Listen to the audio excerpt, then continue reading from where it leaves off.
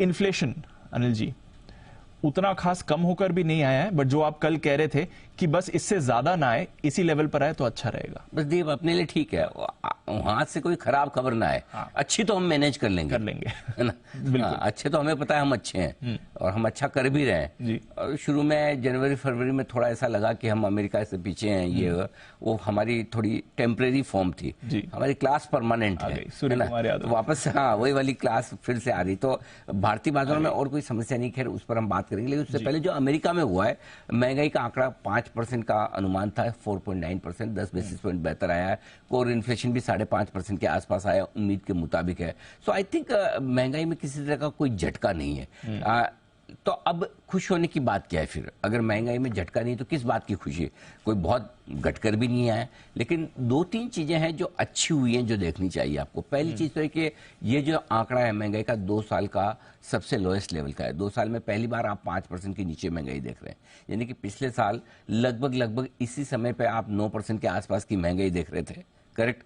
उसके मुकाबले में 1 साल और पीछे जाकर 5% का था, तो आपके लिए आंकड़ा काफी बेहतर होता हुआ दिख रहा है। पहली चीज है।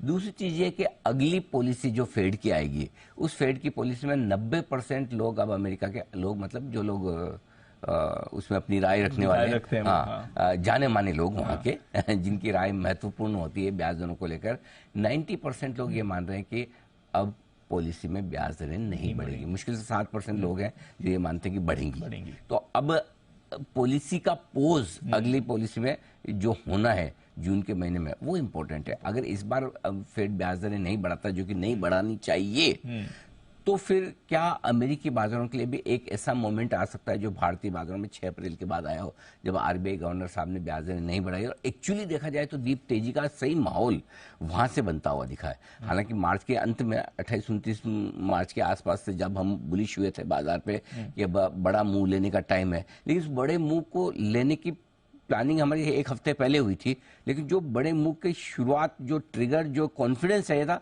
वो आरबीआई गवर्नर साहब ने 6 अप्रैल को दिया, जब उन्होंने पॉलिसी पोज की। और वहां से आप देखिए नॉन स्टॉप बाजार चल रहे हैं। तो 5 हफ्तों में आप अच्छे खासे 16,800 से 18,300 पर आ चुके हैं।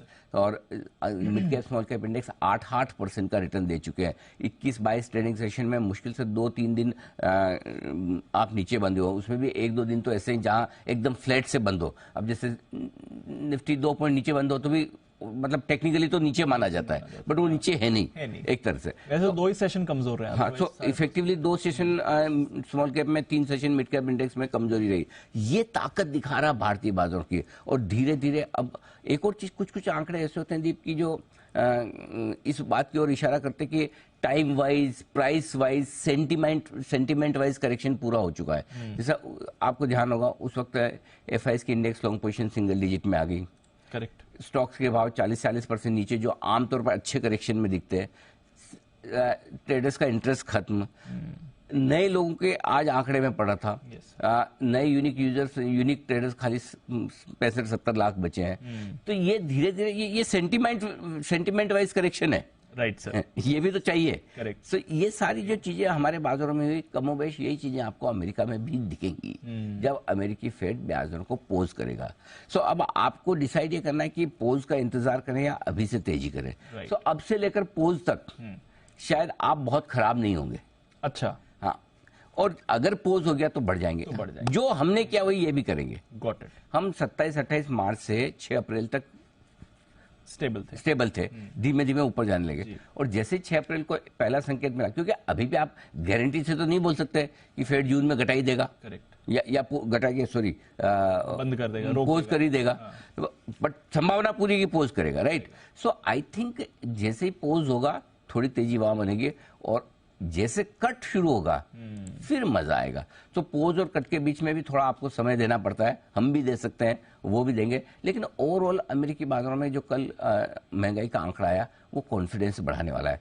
अब तेजी कितनी होती है अमेरिका की पता नहीं, लेकिन ये जरूर है कि कमजोरी के लिए आपके पास जगह कम बची है। मना तो आप कभी कर नहीं सकते, क्योंकि महंगाई की वजह से, ब्याज दरों की वजह से ना भी घटे, घटने के लिए कोई भी कारण आ सकता है, हजारों कारण है, राइट।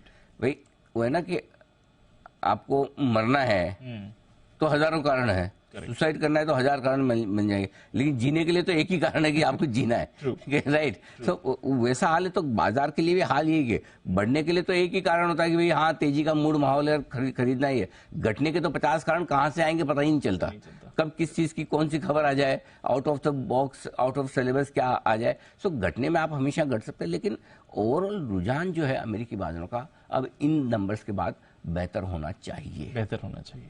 चलिए अच्छी खबर है, बेहतर रुझान होना चाहिए। और जैसा अनिल जी कल कह भी रहे थे, डेटा खराब अगर नहीं आए तो संभाल लेंगे, डेटा आपको ठीक ठाक ही आते हुए दिखाए।